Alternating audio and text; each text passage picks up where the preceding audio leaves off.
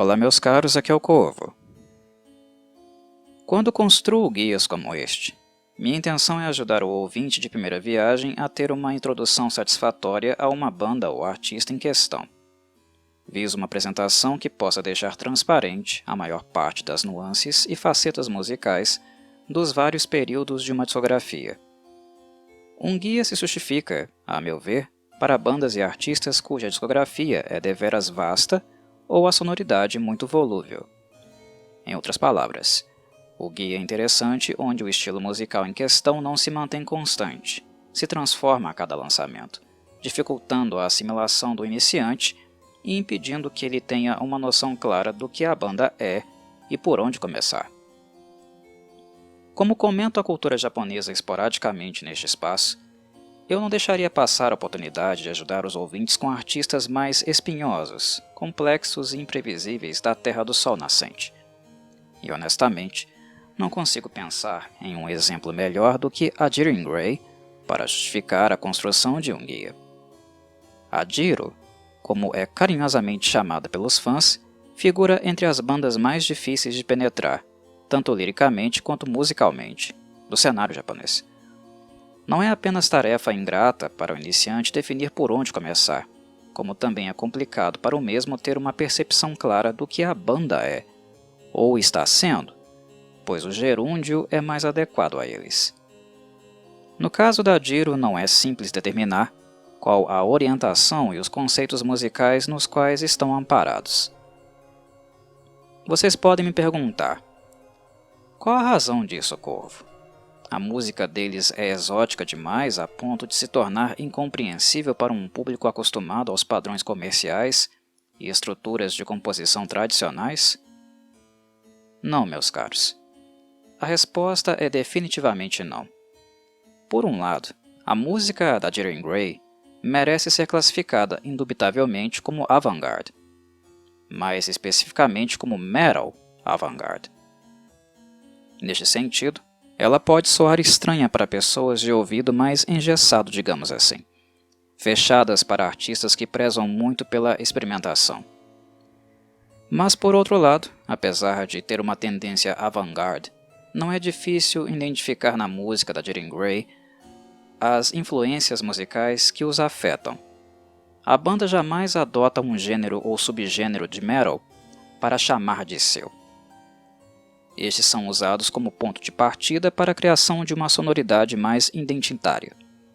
Mas as bases sonoras sempre estão lá, e para ouvintes de maior gabarito, acostumados a vários tipos de sonoridade, não é difícil compreender quais são os vários pontos de partida da Dir Grey. O que faz da banda difícil de penetrar e compreender, pelo menos de imediato, é o fato de ela ser completamente mutante. Se o ouvinte começar a audição pelo debut, o álbum Gauze, pode acreditar que adquiriu uma noção clara do que a banda se propõe, pois confere músicas claramente voltadas ao pop rock e alternative rock da cena visual kei japonesa. Porém, quando o ouvinte prossegue para o álbum Macabre, vai acabar esbarrando em alguns elementos de progressive metal que jamais imaginaria que pudessem ser apresentados ali. O Gauze não prepara o ouvinte para isso, e este comportamento de não preparar seus ouvintes é um dos mais recorrentes da Dir Grey. No álbum Kizou, quando se achava que o som da Jiro ficaria ainda mais complexo, o ouvinte novamente se assusta ao encontrar músicas fortemente calcadas no industrial metal, no final dos anos 90, e no nu metal, do início dos anos 2000. E quando resolve consultar alguns álbuns mais contemporâneos, como Ouroboros e Dumb Sparrow, descobre que, além de adotar um estilo mais progressivo, a banda o fundiu com extreme metal, o que a deixa do lado oposto daquilo que era quando apresentou o Gauze. Ou seja, a Dir Grey não é 8 ou 80, eles são 8 e 80.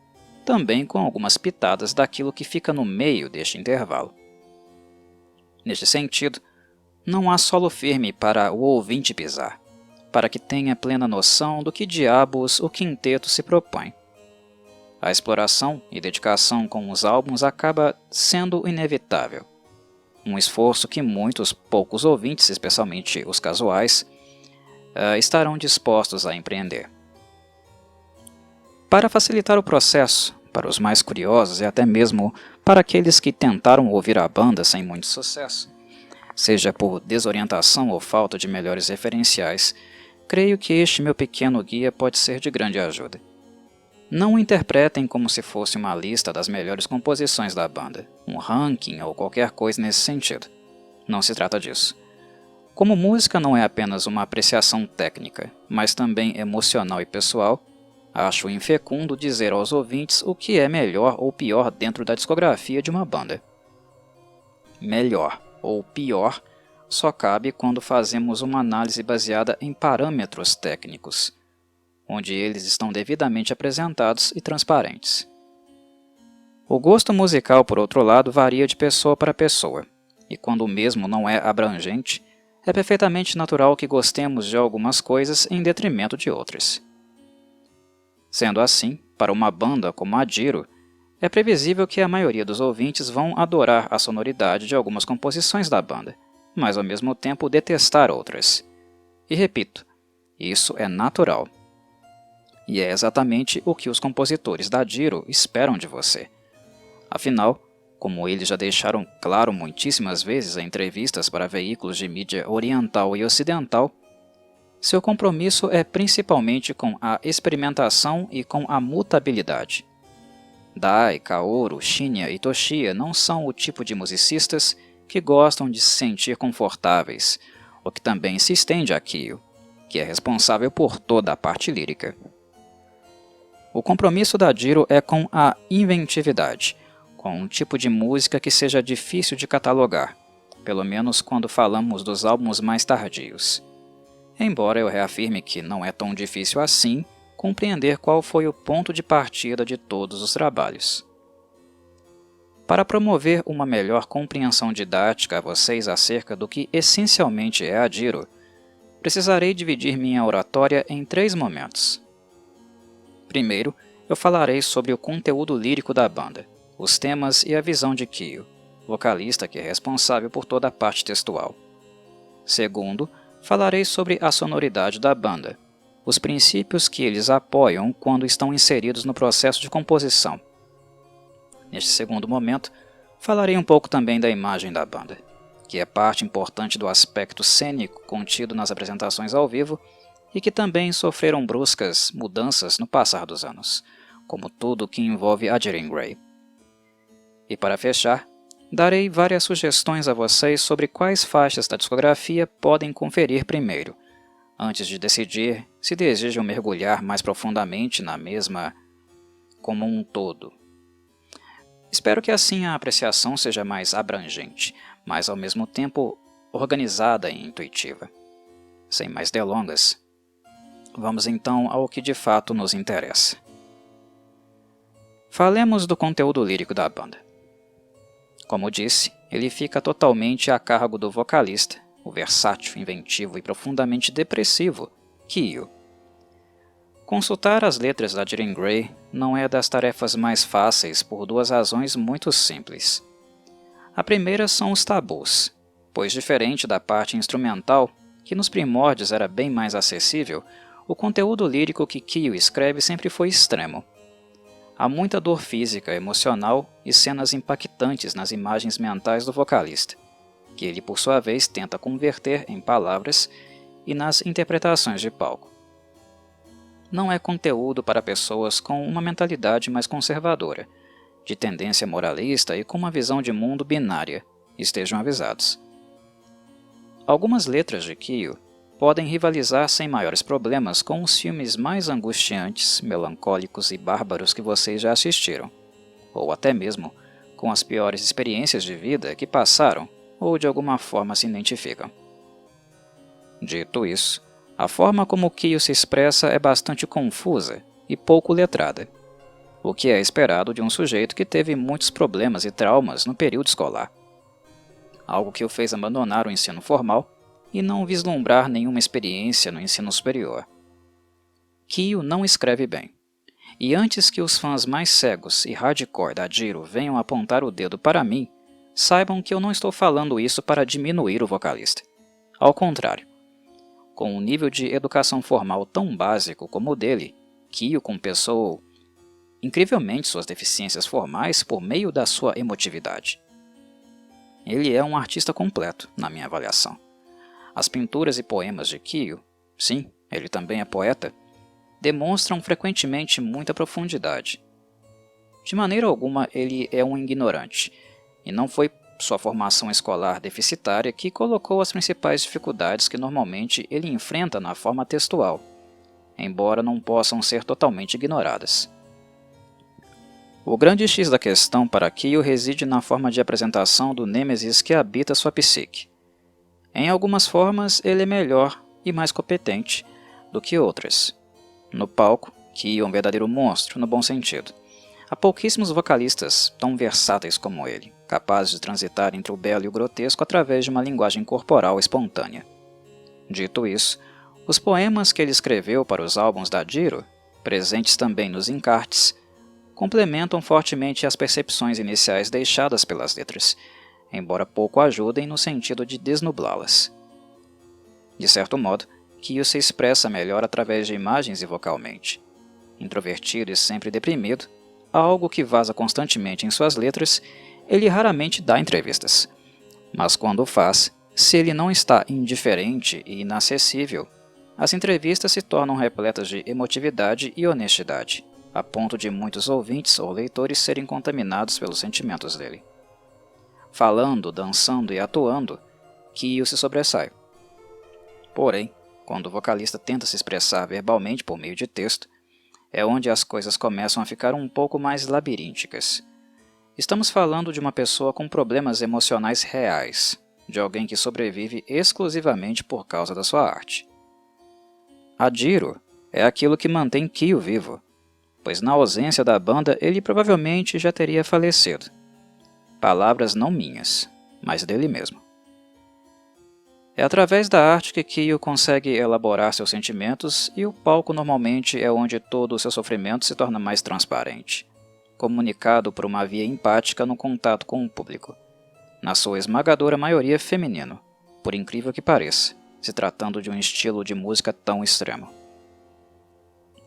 Quando está solitário e focado em seus textos, a forma de expressão de Kyo se torna nublada, confusa e pouco transparente. E isso nada mais é do que um reflexo de sua vivência em tempo real. Porque tudo o que esse sujeito faz é com o coração em muita intensidade. A depressão severa, que oscila de momentos ruins, mas funcionais, para momentos de completa desorganização e autodepreciação, comportamento recorrente em Kyo, inclusive publicamente, faz com que as letras dele sejam representações de sentimentos que ainda estão tomando forma e não estão necessariamente acabados. É como se ele fosse um ser vivo passando por um processo de metamorfose, o que acaba respingando em todo o conceito geral da Jiro e explica em parte por que a banda é visualmente e musicalmente tão mutante. Kyo, quando está escrevendo letras e elaborando os conceitos estéticos, está inserido em um processo de elaboração emocional que acontece em tempo real. Neste sentido, suas músicas não nos oferecem conceitos finitos, mas sim um processo que pode não ter começado nelas e que nelas também não vão se encerrar. As letras de Kyo são labirínticas, ao mesmo tempo que elas podem atrair e dizer muito, por ele ser uma espécie de porta-voz de sentimentos e vivências que são coletivas, de toda a violência, amargura e desilusão que há em nosso mundo. Ao mesmo tempo, elas contêm algo idiosincrático, que diz respeito apenas às vivências particulares que o vocalista teve ou tem, as quais ele normalmente não é aberto para falar sobre, e talvez nem suporte falar, não tenha estrutura emocional para isso. Alguns fãs da Jiro costumam dizer que as letras e pensamentos de Kyo são nublados por uma preferência do vocalista, mas isso está longe de ser totalmente verdade. É uma afirmação correta, mas apenas em parte. A forma da arte não é feita de maneira premeditada, com a intenção de ser confusa. e já houve momentos em que o vocalista ficou amargurado por não ser compreendido, que este pensava que estava sendo perfeitamente claro. E isso levou a depositar a culpa apenas em si mesmo, como ele sempre faz. Kyo também sofre com isso, com o fato de não ser compreendido, mas ao mesmo tempo demonstra gratidão às pessoas que de alguma forma conseguem captar algumas nuances de sua mente tempestiva. Desde os primórdios, Kyo tinha profunda ciência de que compreendê-lo não seria tarefa fácil, porque ele mesmo reconhece não se conhecer totalmente. Sua angústia não se resumia apenas ao fato de não se sentir compreendido em suas preferências e necessidades. Escrever letras é uma forma onde tenta constantemente conseguir se expressar e minimamente ser compreendido. Mas, como para todos os seres humanos, nós nunca o seremos na totalidade. As letras do vocalista, deste modo, se configuram em um processo ininterrupto de tentar e se frustrar, fruto de uma mente muito conturbada e ao mesmo tempo muito sensível, que sente profundamente toda a barbárie da sociedade, em especial a japonesa, que o rodeia. Kyo tenta traduzir tais percepções, sentimentos deprimidos e até mesmo macabros nas letras da Jean Grey. Se há uma coisa que ele jamais fará, segundo ele, é escrever uma letra feliz, pois não vê qualquer sentido nisso. Sendo assim, o ouvinte pode esperar muita dor sendo comunicada na parte lírica da banda. O bárbaro, o cruel, o inaceitável, expostos de maneira explícita. O reflexo do mundo em que vivemos. Dai, guitarrista da banda, tem um posicionamento deveras positivo em relação a isso. Segundo ele, o fato das letras da Jiro serem tão melancólicas e macabras não é por uma simples questão de preferência, mas sim uma forma de oportunidade para que seus fãs possam falar dessas coisas abertamente, sem censura. São coisas presentes no mundo e que a censura, qualquer impedimento de falar sobre isso, acaba gerando nós na garganta, gritos não ouvidos e uma forte repressão, que apenas amplifica a angústia e o mal-estar. Falar e cantar sobre temas tão pesados, sensíveis, delicados e até mesmo perturbadores, como suicídio e aborto, por exemplo, são coisas que a banda faz e permite que seus fãs também o façam, não para morrer, mas conseguir continuar vivendo.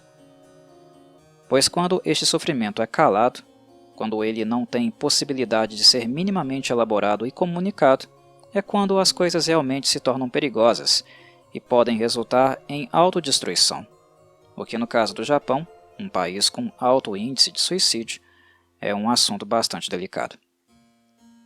Não é raro os fãs afirmarem nas redes sociais que a música da Jiro de algum modo salvou ou ressignificou suas vidas, porque através delas eles puderam encarar, olhar para as próprias trevas que residiam dentro de si ou ao seu redor e gritar, ao invés de permanecer silenciados até que todos os sentimentos negativos os destruíssem. As letras da Jean Grey, assim como o nome da banda, são labirínticas e cheias de diferentes nuances, que se situam dentro de um processo de elaboração do sofrimento físico e emocional acontecendo em tempo real. Dir é uma palavra alemã que significa para você. En é francês e significa em. Grey é inglês e significa cinza. Ou seja, a banda se chama Para Você em Cinza. Mas a brincadeira com os idiomas não é aleatória. Trata-se de nuances. O cinza tem tonalidades que são individuais e outras que são coletivas, assim como os idiomas. Kyo prefere cantar em japonês não apenas pelo fato de ser sua língua nativa, mas também por ser mais complexa no que diz respeito a sentimentos. Dito isso, há coisas que escapam até os próprios sentimentos e visões do escopo japonês, o que leva algumas das letras a conter vocábulos ou frases em alemão, francês e inglês, o que não é tão surpreendente assim, levando-se em consideração que a Jiro nasceu como uma banda de visual kei, e o uso de vários dialetos sempre foi uma das marcas deste movimento artístico. Kyo deixa claro que tudo o que escreve, todos os seus versos, possuem caráter pessoal. Neste sentido, a escolha por abordar outros dialetos, além do japonês, que é o mais constante, de certo modo aponta que todo o álbum da Diren Grey comunica o estado mental do vocalista naquele momento. Eles são biográficos. E comunicam também que alguns sentimentos que ele tem não se encaixam dentro dos padrões da sociedade japonesa. Que, de certo modo, a cultura japonesa não fornece meios de escuta e compreensão, o que, claro, é uma crítica certeira que o vocalista faz em relação ao seu próprio povo. Com todas essas considerações feitas, é importante não deixar escapar a ambivalência de Kyo, que vaza em suas letras. Ele reside no ser compreendido, mas não facilmente compreendido. Um princípio que existe não apenas na estrutura musical da banda, mas também nas letras que o vocalista escreve. Há uma necessidade pulsante em Kyo de se expressar livremente, expor todo o seu sofrimento. Mas ao mesmo tempo habita nele uma batalha interna. Ela se traduz no desejo de não ser facilmente compreendido, pois o vocalista abomina a ideia de se tornar, mesmo que minimamente, previsível. Kyo é um dissidente, um excluído, um desgarrado, um inconformado, mas que ao mesmo tempo não quer pertencer, não quer se conformar. Por mais que sua imagem muitas vezes aparente ser monstruosa através das letras e estética do palco, o que seria realmente abominável para ele é ser parte do status quo. Quando ele diz que não quer ser facilmente compreendido, de certo modo ele está comunicando esta ambivalência. De um lado, ele precisa da escuta dos fãs, mas de outro, a compreensão plena de si pode significar que ele se tornou apenas mais um. E como mais um exemplar de uma linha de produção de humanos manufaturados, ele se tornaria aquilo que mais abomina, coisa que para ele é realmente assustadora. E bem, no que diz respeito ao aspecto lírico e conceitual das letras da Diren Grey, era isto o que eu tinha para introduzir a vocês. Espero que tenha sido uma introdução um pouco mais clara da razão do conteúdo lírico da banda ser tão visceral, macabro e depressivo. Agora, comento um pouco sobre imagem e musicalidade. Como coloquei anteriormente, a Diren Grey pode ser caracterizada como uma banda de metal avant-garde. É mais do que justo reconhecê-los assim no estágio atual. Porém, nem sempre as coisas foram assim.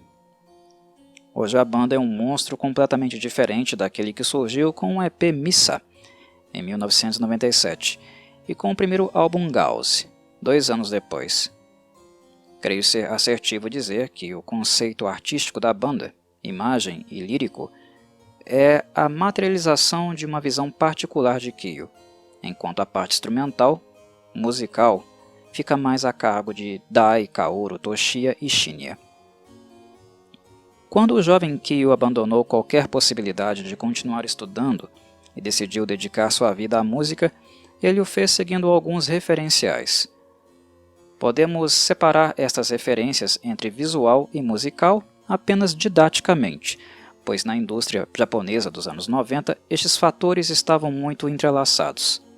Do ponto de vista estético, foram 2 pessoas que impactaram fortemente a percepção de Kyo: Sakurai Atsushi, vocalista da Buckchick, e Kyoharu, vocalista da Kuroyumi. Ambas as bandas eram conhecidas não apenas pela experimentação sonora, mas principalmente por causa do nível de interpretação que os vocalistas exibiam no palco. Sakurai e Kyoharu, acima de tudo, são intérpretes, e a forma de expressão cênica de ambos foram as primeiras referências de Kyo para aquilo que ele realmente desejava fazer.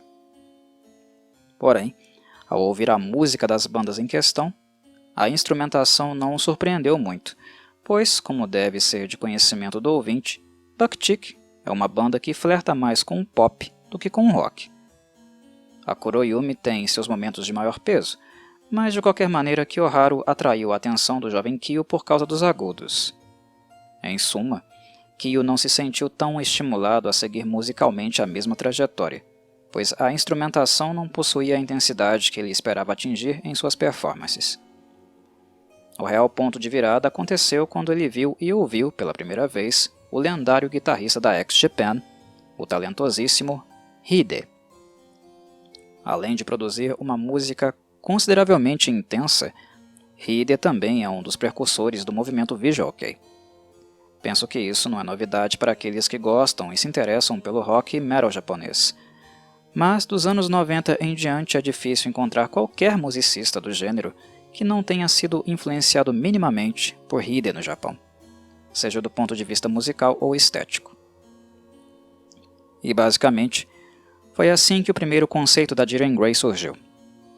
Unindo-se a Dai, Kaoru e Shinya, que também eram entusiastas da cena da época e tentavam um lugar ao sol, Kyo começou a ter uma primeira perspectiva de algo sólido se concretizar, o que veio a acontecer apenas quando Toshiya se uniu aos demais membros, dando origem a esta formação que sempre se manteve junta, nunca sofreu qualquer modificação desde o lançamento independente do EP Missa, em 1997. Como muitos deles eram profundos admiradores de Hide, é surreal constatar como a banda conseguiu 2 anos mais tarde um bom contrato para o debut, Gauze, que seria produzido, nada mais nada menos, por Yoshiki, compositor, baterista, tecladista, pianista e um dos membros fundadores da X-Japan. Yoshiki também trabalhava como produtor, coisa que faz até hoje, e enxergou na Jiren Grey muito potencial. Não é por acaso que Gauze soa tão bem, tão cristalino, o que inclusive melhorou com a remasterização de 2001. Feitas todas essas considerações, há no entanto um porém. Gauze é um álbum de pop rock e alternative rock, muito acessível para as massas de modo em geral. E por mais que Kyo tenha se sentido atraído previamente pelo Visual Kei, suas tendências metamórficas não o deixariam necessariamente à vontade para construir uma relação de compromisso com este movimento artístico, do ponto de vista estético. Como frisei para o ouvinte anteriormente, Kyo está sempre em mutação. Do ponto de vista dos instrumentistas, o sucesso de Gauze, que sem dúvida é um dos álbuns mais agradáveis do Visual Kei dos anos 90, não poderia ser utilizado para colocá-los numa posição confortável, de ficar apenas se repetindo e lançando álbuns sonoramente iguais. Isto não alimentaria as necessidades criativas de Dai e Kaoru, em especial, e seria um completo desperdício da técnica arrojada de Shinya, um dos bateristas mais inventivos e talentosos do Japão nas últimas décadas. Se este ficasse restrito a tocar apenas J-Rock e Alternative Rock, ele seria de fato muito empobrecido. Do ponto de vista da imagem, do Visual Kei, penso que não havia outra maneira de ingressar na indústria musical japonesa naquele momento senão por meio desta tendência fortemente popularizada por Hide e o X-Japan, que foram um verdadeiro fenômeno. Eram ossos do ofício, mas a extravagância e as cores vivas nunca combinaram com o espírito melancólico e macabro da Jiren Grey. Kyo apreciava a criatividade de alguns artistas do movimento, mas ele tinha para si uma visão particular, mais tétrica e mórbida que queria colocar em prática. A partir de Macabre, a sonoridade da banda muda consideravelmente, assim como sua imagem, embora ainda possamos sentir algumas reminiscências do Gauze. Mas a mutabilidade seria tão frequente e constante que logo estas reminiscências se dissipariam por completo.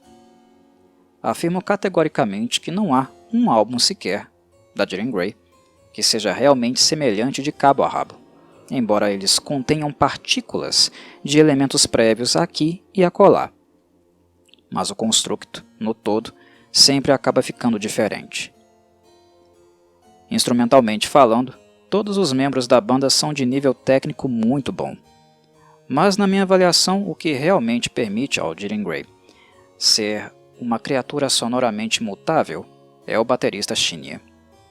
Não há nada que ele realmente não consiga tocar, e como o maestro da banda, aquele quem rege o andamento dela e é responsável direto pelas mudanças nas assinaturas de tempo das composições mais complexas, é o fato de tê-lo na banda o que permite Dai e Kaoru escreverem faixas tão excêntricas entre si e aos gêneros musicais que utilizam como ponto de partida. A seção rítmica da Jiren Grey é definitivamente um dos seus pontos mais fortes, pois além da capacidade inventiva de Shinya, Toshiya é um baixista que atua de modo independente e que imprime nas composições suas próprias ideias. O baixo da Jiren Gray não cumpre a função de apenas acompanhar a seção rítmica, ser algo meramente complementar. Muito pelo contrário. As linhas de Toshiya visam criar uma camada adicional na harmonia das composições, seja nas músicas lentas ou até mesmo nas mais extremas. Os guitarristas Dai e Kaoru se complementam não apenas em termos de composição, mas também em termos de mentalidade. Os álbuns da Jiren Gray dependem de longos períodos para finalmente ficarem completos, e isso se deve principalmente ao nível de exigência dos guitarristas. Todos os membros, sem exceção, começam a trabalhar em ideias de maneira individual. Quando esta primeira etapa é concluída, todas essas ideias são apresentadas em estúdio, colocadas sobre a mesa, e é aí que o processo de construção delas começa a, de fato, a ganhar alguma forma. Os temas líricos de Kyo são o ponto de partida, a primeira coordenada que dita para onde esses fragmentos musicais vão se dirigir, como devem funcionar e aquilo a que irão servir. Até mesmo a afinação que as músicas terão depende do tipo de humor que Kyo deseja imprimir em um tema particular. Dai possui um olhar implacável em relação à sonoridade do álbum, porque a ética de trabalho da Jiren Gray, basicamente, se resume ao fato de suas músicas não poderem soar como coisas óbvias, e foi, já a partir do álbum Macabre, que isso se tornou uma constante. Com Ouroboros, onde houve um flerte acentuado da banda com uma roupagem ainda mais progressiva de composição, isso então passou a ser lei. Dai costuma dizer que a banda trabalha em ideias individuais, as une conjuntamente em um segundo momento e, finalmente, quando elas ficam prontas, eles as destroem, literalmente. É neste momento que entra o perfeccionismo de Kaoru na equação, o membro que nunca está realmente satisfeito com coisa alguma. Kaoru é um dos agentes do caos, porque o sentimento que ele tem com as composições é que elas nunca estão boas o suficiente, que há espaço para algum tipo de melhora. Se não houvesse um prazo definido para o lançamento de um álbum, estabelecido pela gravadora, é muito provável que o número de álbuns da discografia da Jiren Gray seria bem menor. Em suma, o que vocês encontrarão na discografia são influências de pop rock, alternative rock, gothic metal, nu metal e industrial metal, principalmente nos 3 primeiros álbuns. Há alguns poucos elementos de progressive metal já no álbum Macabre, mas eles permanecerão latentes por um tempo. A partir de Ouroboros, e seguindo para Dumb Spyro Sparrow, o elemento progressivo se tornará mais eloquente. Vulgar, um álbum pontual na discografia, pinça alguns poucos elementos da música extrema, ensaiando o que futuramente desencadearia características de death metal, deathcore e até mesmo metalcore. A grande questão que envolve os álbuns da Jiren Gray é que nenhum deles, exceto Gauze, pode ser classificado como álbum de gênero único. Eles apresentam uma mistura, que tende mais para um gênero no álbum X e para outro gênero no álbum Y, mas a variedade é bem distribuída, de qualquer maneira. Dito isso, a ética de destruição daquilo que acabou de ser criado é sempre aplicada. Dai faz questionamentos como: eu já ouvi isso antes? Isso soa como um gênero que já ouvi? Eu estou me repetindo? E, naturalmente, a resposta tende a ser positiva, visto como não é tarefa simples se reimaginar. Isto faz com que a banda arrebente as músicas criadas e as altere à exaustão, até que atinjam um nível autoral mais condizente com suas pretensões. Se dependesse de Kaoru, de sua exigência e insatisfação, esse processo provavelmente não teria fim. Sendo assim, o que dita realmente a forma que as músicas assumirão é o prazo de entrega determinado pela gravadora, que, embora atualmente seja mais ou menos 50% propriedade da banda, ainda possui outras partes interessadas que podem inserir algum tipo de pressão externa. Entre o lançamento do álbum Arc e do álbum The Insulated World, houve um espaçamento de 4 anos, o maior da banda até então. Isso não aconteceu por acaso, e que o ouvinte não fique surpreso caso isto se repita novamente. Mas enfim, ainda sobre sonoridade, preciso dizer que mesmo aplicando uma estrutura semelhante aos gêneros musicais citados, a resultante desta aplicação tende a apontar para uma sonoridade extrema. É algo recorrente. Isto acaba acontecendo muito em virtude da influência de Kyo. É ele quem literalmente constrói o mundo que essas composições têm a tarefa de musicalizar. Como este é constantemente mórbido e deprimido, a cor dessas composições, a afinação e a intensidade que os instrumentos são tocados terminam condicionadas por essas características.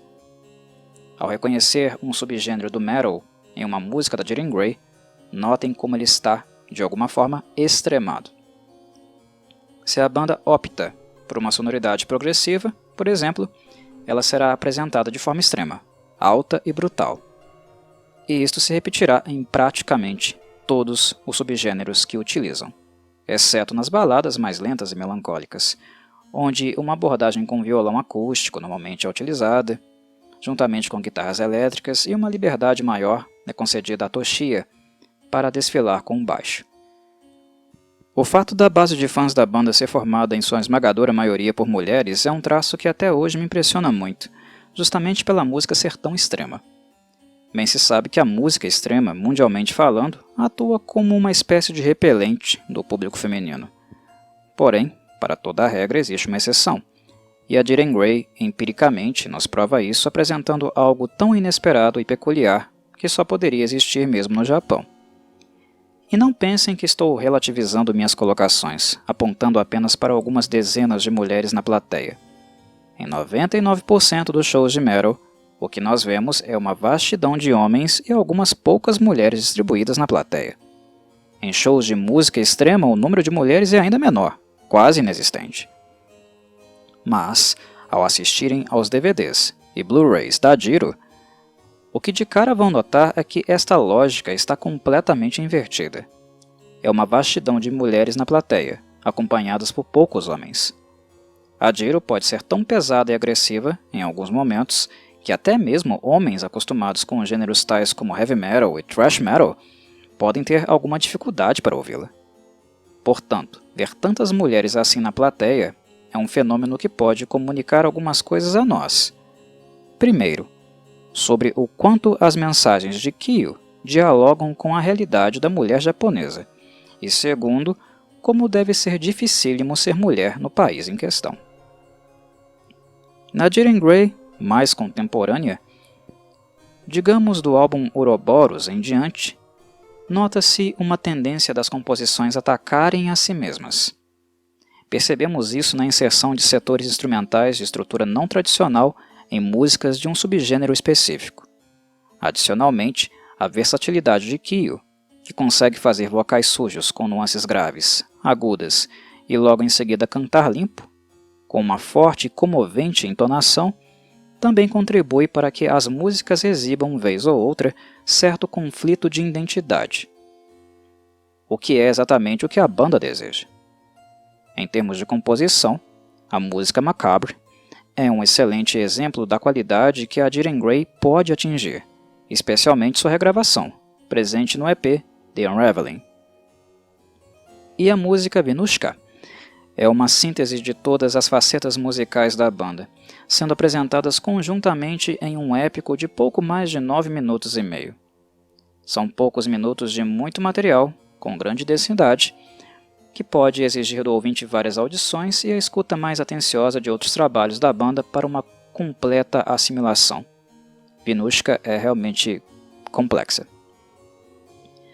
A seguir, bem rapidamente, vou pontuar algumas portas de entrada para a música da Jiro, e torço para que sejam de grande ajuda para os iniciantes ou todos aqueles que de alguma forma tentaram conhecê-los anteriormente, mas acabaram totalmente perdidos ou desnorteados neste processo. Vamos lá? Gauze. Como mencionei, Gauze é um álbum de alternative rock e pop rock, um dos lançamentos mais acessíveis e populares da cena visual kei do fim dos anos 90. É um álbum muito confortável de ouvir, com um direcionamento melódico mais preponderante. A produção de Yoshiki foi o grande diferencial. Além de um compositor consagrado, a lenda japonesa é também excelente produtor e raramente os álbuns que têm a supervisão dele soam mal. O conteúdo lírico de Gauss é ácido, macabro e ultrajante, o que contrasta com o clima sonoro ameno do álbum. Ryokan é linda, e até hoje uma de minhas favoritas da Jiren Grey. 304, Gojitsu Hakushito Sakura, Cage e a longa e muito bem trabalhada Akuro no Oka são imprescindíveis para formar um juízo sobre os primórdios da banda. Macabre. Não posso dizer que o álbum Macabre seja muito compreendido pela base de fãs da Jiro ou por qualquer outra do mundo do rock metal, e não os culpo. Pois, como mencionei durante minha explanação, ninguém poderia estar preparado para o que ouviria aqui. A banda mergulha no experimentalismo e reserva poucos minutos para lembrar os amantes de Gauss daquilo que eles foram há apenas um ano antes. Macabre é o que a Jiro queria ser desde o princípio, e agora tinha possibilidades reais de colocar em prática. Ainda há a presença de alternative rock neste lançamento, mas de maneira geral ele é experimental até o talo. Entretanto, o grande momento dele acredito residir na faixa título. A música Macabre é simplesmente a masterpiece da Jiren Grey, liricamente e musicalmente. Composição de extremo refino. Oak e Audrey também são indispensáveis, embora bem mais acessíveis e pouco exigentes. Kizo.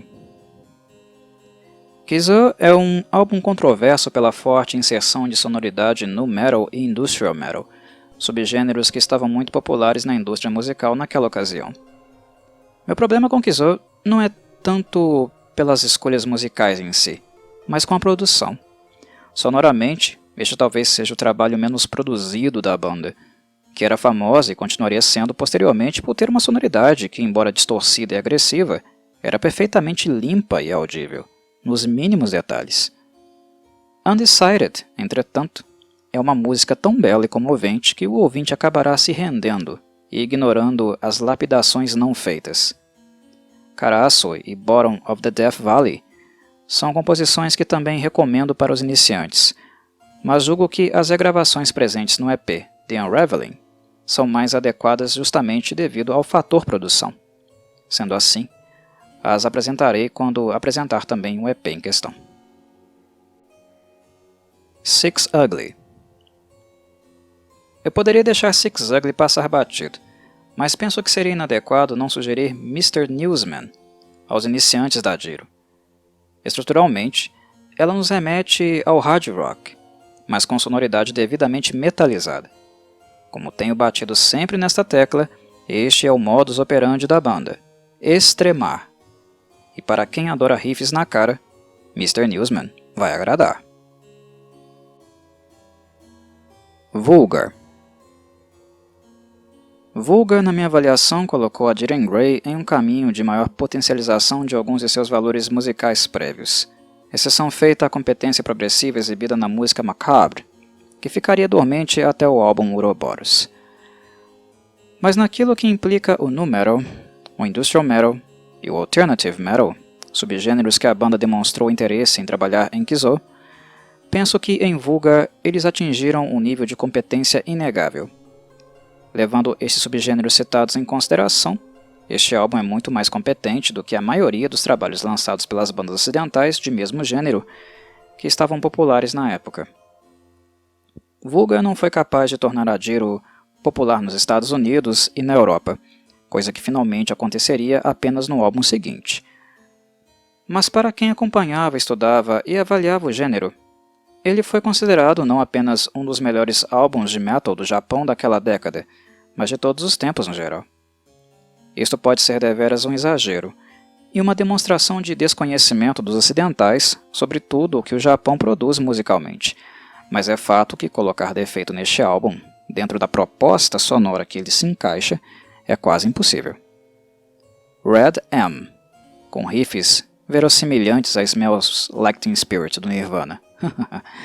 Marmalade Chainsaw, que foi inspirada no filme Laranja Mecânica de Stanley Kubrick. A linda e tocante balada Kasumi. A assustadoramente brutal Obscure. E as auditivamente acessíveis Drain Away e Ember são ótimos pontos de entrada. Withering to Death. Withering to Death foi o álbum que deixou a Dio conhecida no ocidente. Tenho certeza que a maioria dos ouvintes iniciados conheceram a banda em virtude da música The Final. Kudo fez certo barulho também devido ao marketing feito. Porém, aqueles que já conheciam as facetas mais extremas da Dio não deixaram de se contentar com faixas como Merciless Cult e Kodoku Nishiso Yueni Kodoku. A sonoridade deste álbum ainda flerta muito com os elementos de industrial metal dos álbuns prévios e tem seus momentos alternativos também, mas o destaque pode ser dado, com toda a justiça, aos elementos góticos e mórbidos presentes aqui. Este álbum tem a morte e suas mais variadas formas de expressão como temática central.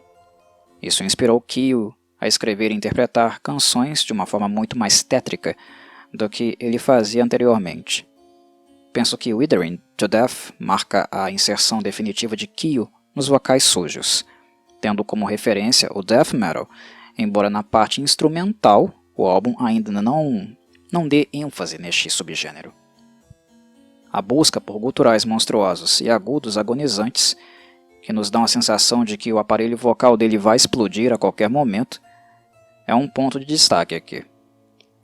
Em um caminho sem volta, importante grifar.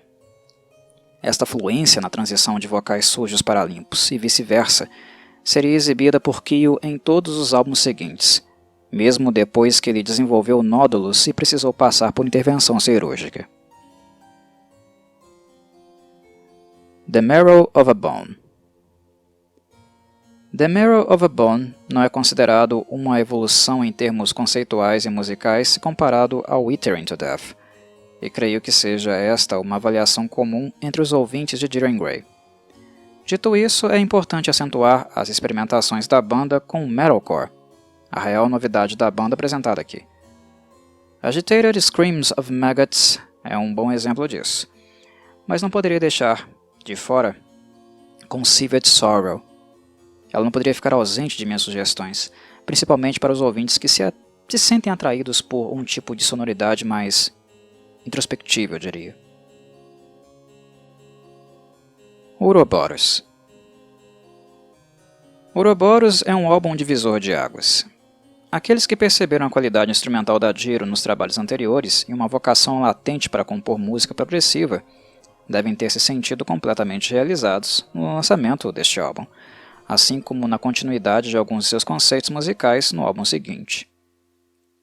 Ouroboros une o experimentalismo longevo, exibido em Macabre, com uma variedade grande de estilos como Progressive Metal e, agora sim, também o Death Metal, todos apresentados com muito groove nos mais variados instrumentos. Ouroboros é o álbum da banda que realmente podemos chamar de avant-garde, sem nenhum tipo de constrangimento. Vinushka, como mencionei anteriormente, é uma excelente síntese de toda esta complexidade mutável que é a Dir en Grey, capaz de explorar uma progressividade brutal e multifacetada, mas também uma outra direção progressiva mais ambiente, imersiva, presente na música Wari Yamitote, por exemplo. Glass Skin, Dozing Green, Inconvenient Ideal e Gaika, Shinmoku ga Nemuru Koro também são ótimos momentos. Doom Spiral Sparrow. Doom Spiral Sparrow não deixa de valorizar todos os louros e potencialidades de Ouroboros, mas a necessidade inerente da banda em não se acomodar com a aclamação de uma direção sonora bem-sucedida a manteve explorando novos horizontes neste álbum. A marca do deathcore aqui é muito presente, que se une ao progressive, death e groove metal do registro anterior. As baladas do álbum surpreendem muito, especialmente com Vanitas, uma das composições melodicamente mais maduras que a Dio já escreveu. De certo modo, é basicamente isto que Doom Spiral Sparrow comunica: maturidade. A banda tem uma visão clara de si, do que quer, e sabe utilizar muito bem o montante de aprendizagens que acumulou nas experimentações prévias. Quando a Dio vai ao extremo brutal, ela nos brinda com Different Sense, uma das faixas mais insanas que escutarão em sua discografia. Quando visa respirar e voltar à calmaria, nos oferece Lotus e a magnífica Vanitas. Diabolus, por sua vez, é uma excelente demonstração de que as qualidades progressivas apresentadas no álbum anterior não foram um mero acaso. The Unraveling. The Unraveling é um EP de regravações que considero imprescindível por apresentar justamente a maturidade musical que eu mencionei há pouco, ao comentar brevemente as faixas de Dumb, Spiral Sparrow. A faixa Macabre, a qual considerava uma masterpiece já na sua versão original, atinge aqui um nível de transcendência espetacular, enriquecida por uma produção muito, mas muito superior. E isto é o que acontece também com as faixas Bottom of the Death Valley e Caraço, que agora sim possuem uma sonoridade cristalina digna da qualidade delas. Caraço é um destaque muito especial porque, no caso dela, a Jiro realmente fez uma releitura, tornando-a uma música instrumentalmente muito mais refinada. A versão de Caraço, presente neste EP, é, no meu entender, a definitiva. E não por acaso, a própria banda ficou tão satisfeita com ela que passou a inseri-la com frequência no setlist de shows. Arc. Arc é um retorno de sucesso da banda após períodos conturbados, especialmente relacionados à saúde vocal de Kyo.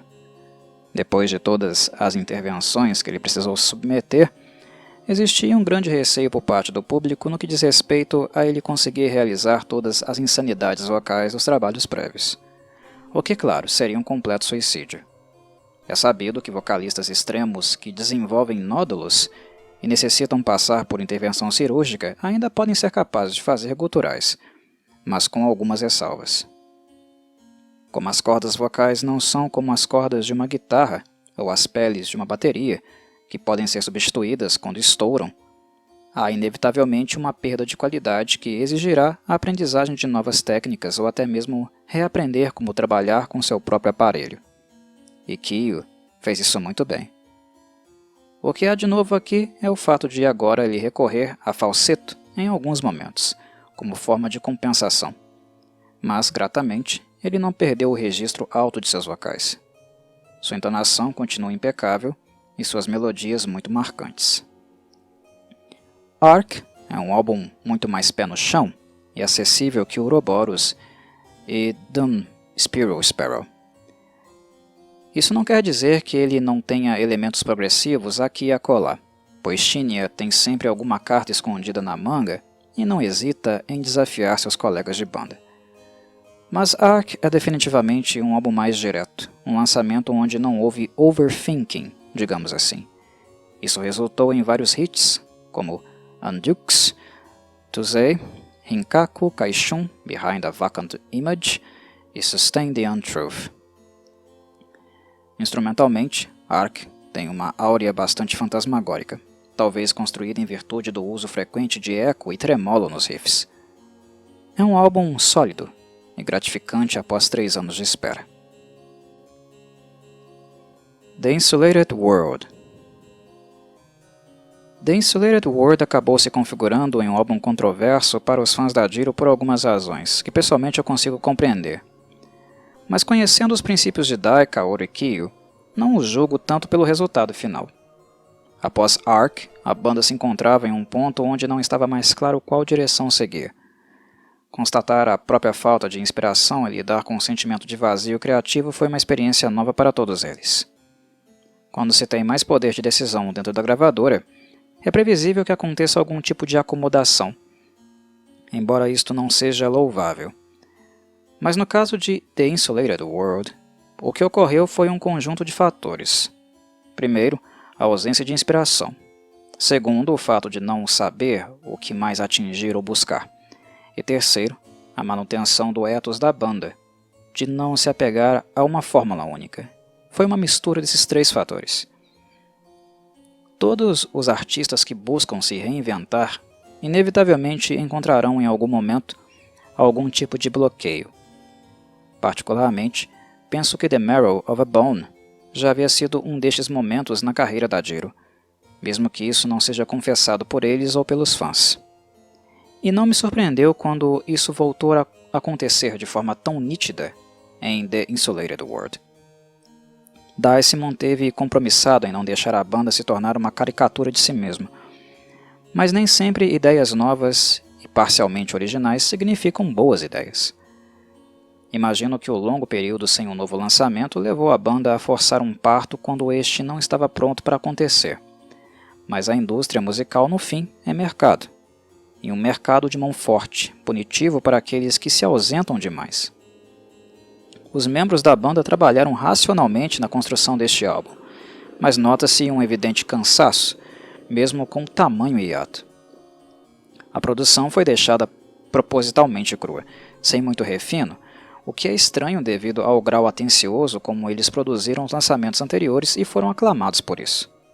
Caso Dye não tivesse comunicado publicamente que a crueza de The Insulated World foi proposital, muito provavelmente muitas pessoas julgariam que a produção foi desleixada. De todo modo, este álbum não é musicalmente ruim. Na verdade, é mais uma tentativa da banda de se manter avant-garde e progressiva, o que eles ainda conseguem em alguns momentos. Seja na ampliação da brutalidade sonora ouvida em Kebetsu do Hajimari e Ningen Wakaburu, seja na maior leveza de Kaku, seja na evidente racionalização de Ranunculus.